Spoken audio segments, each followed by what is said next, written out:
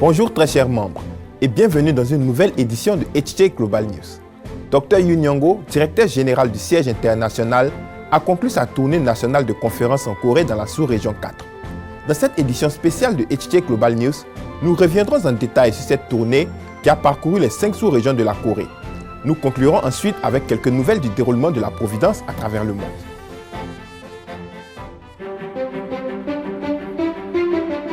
Hyeojong-cheonwon, le cœur de la capitale de Cheonil-guk, que le parent céleste attendait impatiemment de voir et que les vrais parents se sont dévoués à construire dès le début. Les vrais parents ont bâti le complexe Hyeojong-cheonwon avec la détermination de montrer le royaume des cieux sur terre que Dieu désirait voir. Ils ont travaillé sans relâche pour établir un lieu où demeure Dieu et où l'humanité peut regagner espoir. Et au centre de Hyeojong-cheonwon se trouvera Cheonwon-gung, le sanctuaire du parent céleste et le symbole d'un monde de paix.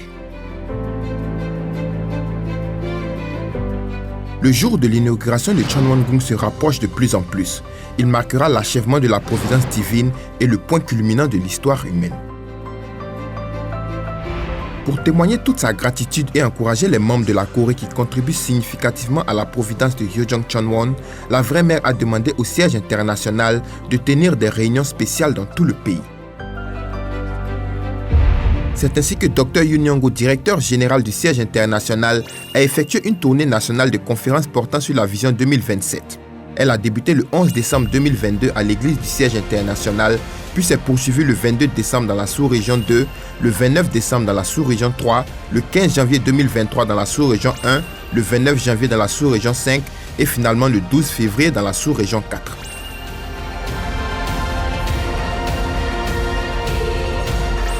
Au total, cette tournée de conférences dans les 5 sous-régions de la Corée a enregistré la participation de plus de 4300 personnes.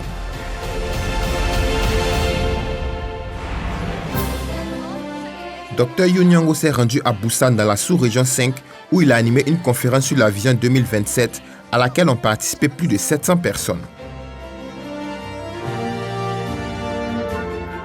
En ouverture, le révérend Park Yong-bae a appelé les membres à aller tous les jours à la rencontre du parent céleste et à le servir avec une foi inébranlable. Il y a ensuite eu des témoignages inspirants de membres et de magnifiques chants de la chorale de l'église locale.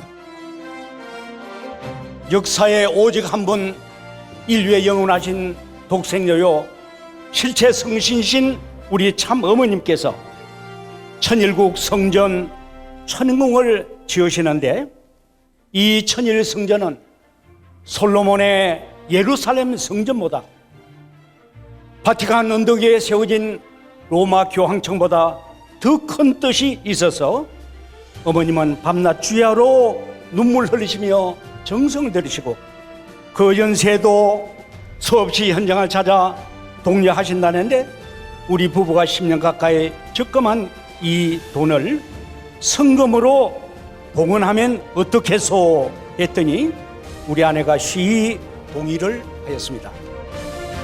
Dr Yoon a ensuite témoigné sa profonde gratitude au ciel pour chaque instant passé aux côtés de la vraie mère. Il a également partagé son espoir de bâtir une Corée réunifiée sous l'autorité du parent céleste.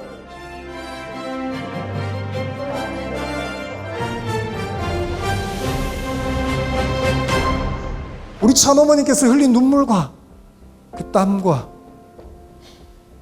그 시련 한 번만 생각해 보십시오. 마지막입니다.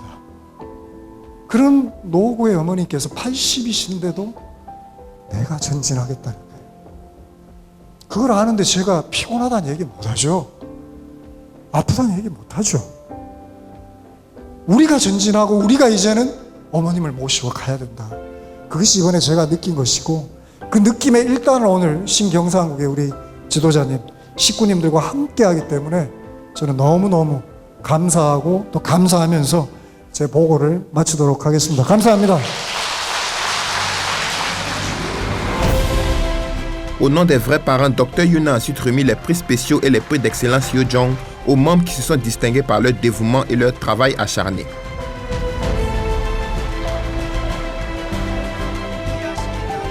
L'événement s'est conclu par les traditionnels cris de Hokmanse.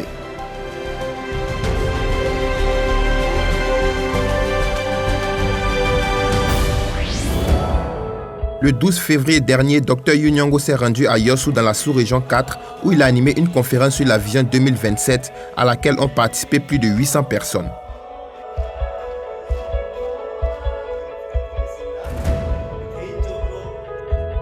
En ouverture, le révérend Isang Jie, président de la sous-région 4, a remercié les vrais parents pour cette opportunité et a appelé tous les membres à répandre l'amour vrai à leurs voisins. Il y a ensuite eu des témoignages inspirants de membres et de magnifiques chants de la chorale de l'église locale. 믿음의 자녀들의 영적 성장을 점프시킬 수 있는 것이 바로 전원궁 천일성전의 성지순례라고 생각합니다. 전원궁 천일성전이 승리적으로 봉헌된다면 새 식구들이 그곳에 가서 하늘 부모님과 참 부모님을 직접 보고 듣고 느낄 수 있게 될 것입니다.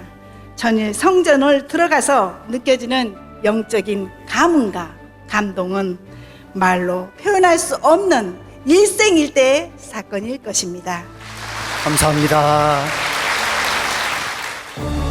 Dr Youn a ensuite exprimé sa reconnaissance aux membres qui continuent de donner le meilleur sur le terrain. Il a également présenté en détail la vision 2027. 간절한 어머님의 심정을 가지고 아무리 어렵고 힘든 일이 있더라도 그냥 전진하면 가능하다는 믿음을 갖고 전진하니 기적이 일어난다는 거예요. 우리의 책임 분담을 정말로 최선을 다해서 사생결단을 하면 세상은 역사한다는 것을 저는 늘 믿었습니다. 만약에 이게 저는 가능하다고 믿지만 가능한다면 우리는 2027년까지 정말 13개 대륙지구 유엔의 혁신, 유니버설 피스 차터를 입법화할 수 있다고 믿습니다.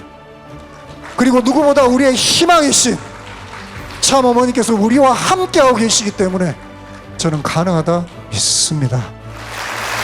여러분 가슴이 뜨겁지 않으세요?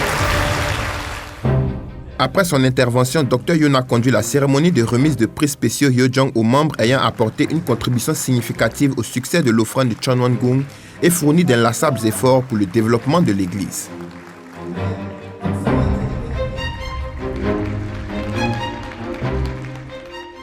인류 역사상 최초로 건립되는 하늘 부모님의 궁전을 건축하시는 성스러운 대열에 부족하나마 동참할 수 있는 기회를 허락하여 주시고 또 이렇게 귀한 참 어머님의 그 시상을 받게 돼서 너무나 영광스럽고 감사드립니다.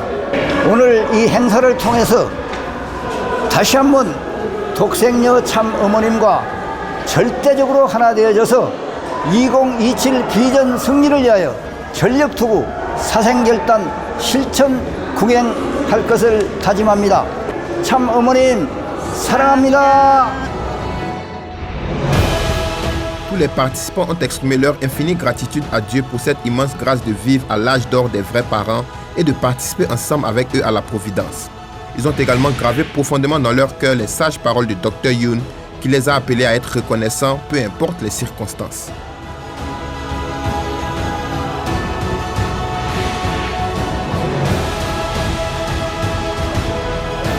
Cette tournée de conférences débutée à la fin de la 10e année de Chonil-guk a été une excellente occasion pour les membres de la Corée de réaffirmer leur détermination à travailler en unité pour s'inscrire dans la vision des vrais parents et réaliser l'espoir de Dieu.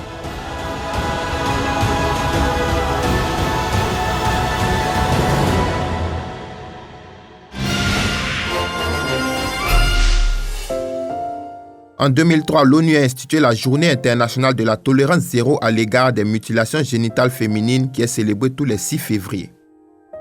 Cette année, la Fédération des femmes du Ghana a célébré l'événement en organisant un programme d'éducation du caractère pour les collégiens et lycéens.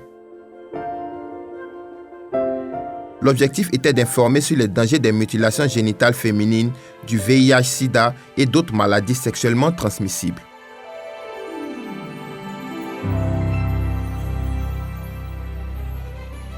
Les conférences ont souligné la nécessité pour les jeunes de vivre une vie d'abstinence sexuelle avant le mariage.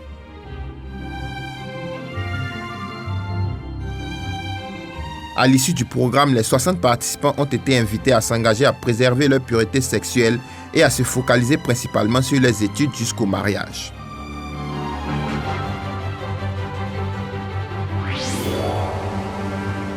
La FPU Côte d'Ivoire a organisé une rencontre de réconciliation entre deux villages voisins qui entretiennent un litige foncier vieux de 22 ans.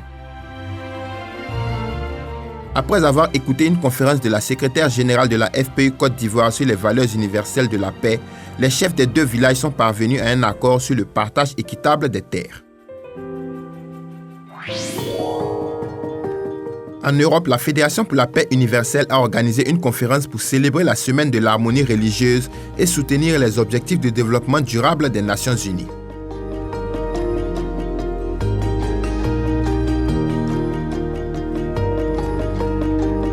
L'événement a réuni plus de 200 personnes et s'est déroulé au Centre international de Vienne avec le soutien de l'Office des Nations unies contre la drogue et le crime, de la Fédération des femmes et d'AEWASP.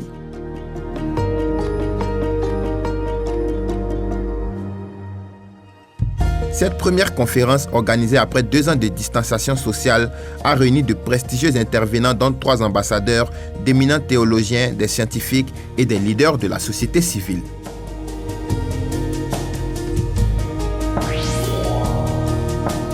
Toujours en Europe, un séminaire portant sur le thème de la religion au service de la paix, de la dignité humaine et de la justice pour tous s'est tenu à Genève au Conseil œcuménique des Églises, siège des Églises protestantes qui revendiquent plus de 600 millions de fidèles dans le monde.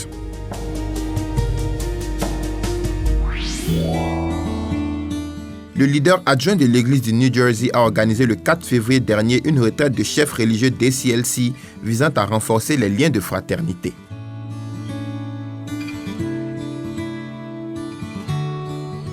Parmi les participants figuraient des personnes ayant lu entièrement le principe divin et d'autres ayant achevé une condition de prière de 43 jours.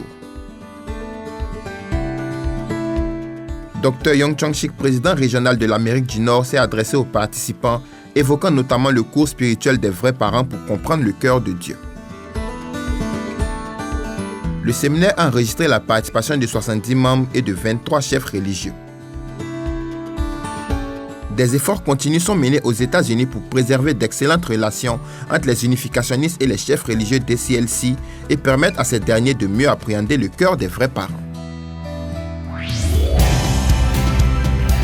En Côte d'Ivoire, AEWASP et le département des jeunes et étudiants ont organisé leur veillée de prière du Nouvel An 2023. C'était un véritable moment de grâce durant lequel les participants ont présenté leur bilan d'activité de 2022, lu des paroles des vrais parents et offert de ferventes prières et chants de louanges. Aux États-Unis, des leaders d'églises et responsables des groupes de jeunes se sont réunis à la Bay Area en Californie pour partager leurs objectifs dans le cadre de la Vision 2027. Les participants ont effectué des jeux, une randonnée, visité des monuments historiques et ont réfléchi à la joie de mener une vie de foi et de s'investir pour l'éveil de la jeunesse. Ils ont également visité la plage, traversé le pont historique du Golden Gate et se sont rendus sur une terre sainte pour prier. Les différents groupes présents à la retraite ont présenté leur modèle d'activité ainsi que leurs résolutions pour la nouvelle année. Ils ont également eu l'occasion d'apprendre de leurs aînés et de se ressourcer spirituellement pour l'année en cours.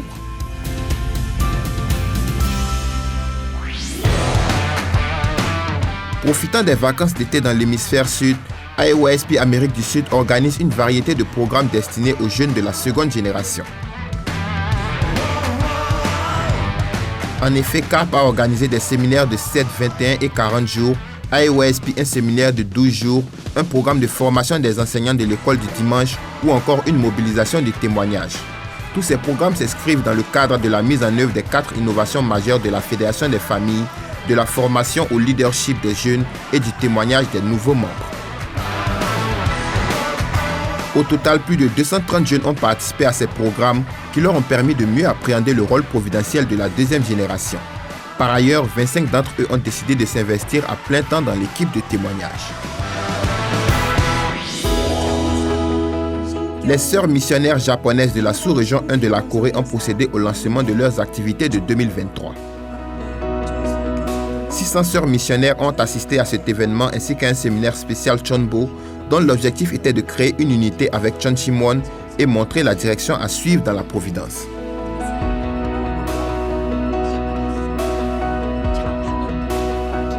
Le révérend Ju Jin-tae, président sous-régional, a encouragé les sœurs missionnaires, louant leur rôle central dans le déroulement de la providence en Corée. La deuxième partie du programme comprenait un séminaire spécial Chonbo, un témoignage du directeur du Centre de conseil des vraies familles Hyojong du siège international et une puissante séance de Chanyang de 30 minutes.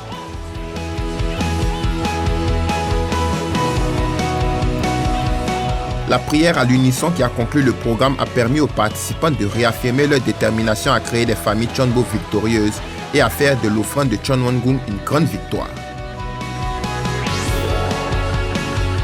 Toujours dans la sous-région 1 de la Corée, la première exposition des profils de candidats à la bénédiction s'est déroulée pendant 3 jours à l'église Cheonseum. Les profils de 1130 candidats célibataires à la bénédiction, notamment 384 de la sous-région 1 et 746 d'autres sous-régions, ont été exposés lors de l'événement.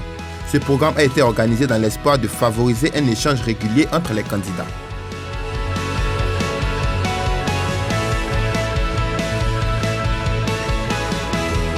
Durant les 3 jours d'exposition, plus de 150 membres aspirant à la bénédiction ont visité l'espace.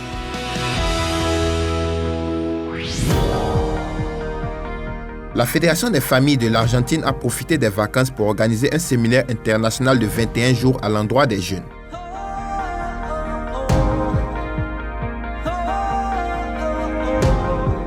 Le séminaire avait pour thème « Des racines profondes pour un bonheur durable à l'ère de Chonilgu ». Il a enregistré la participation de 51 personnes venues du Costa Rica, de la Colombie, du Pérou, de la Bolivie, du Chili, du Paraguay, de l'Uruguay, du Mexique et du Brésil.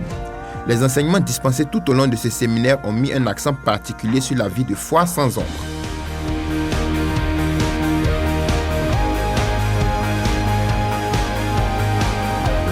Les participants étaient constitués de 29 jeunes de la seconde génération, de 22 membres de la première génération et de 15 nouveaux membres.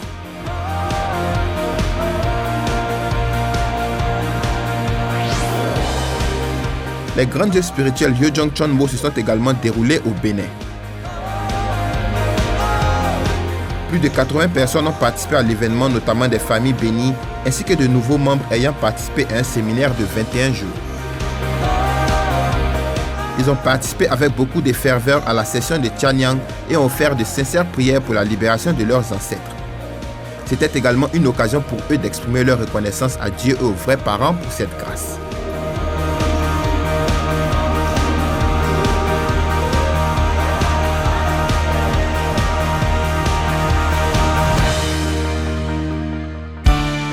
Les récents tremblements de terre en Turquie et en Syrie ont causé beaucoup de pertes en vies humaines et un sentiment général de désolation et de chagrin. Aujourd'hui, les peuples du monde entier, tels des membres d'une seule et même famille, s'organisent pour apporter de l'aide aux familles turques et syriennes. Nous souhaitons de tout notre cœur que tous ceux qui souffrent et éprouvent toutes sortes de difficultés à travers le monde puissent retrouver la paix et la quiétude dans l'amour de notre très cher parent céleste. C'est sur ces mots que se conclut cette édition de HT Global News. Merci de nous avoir suivis et que Dieu vous bénisse.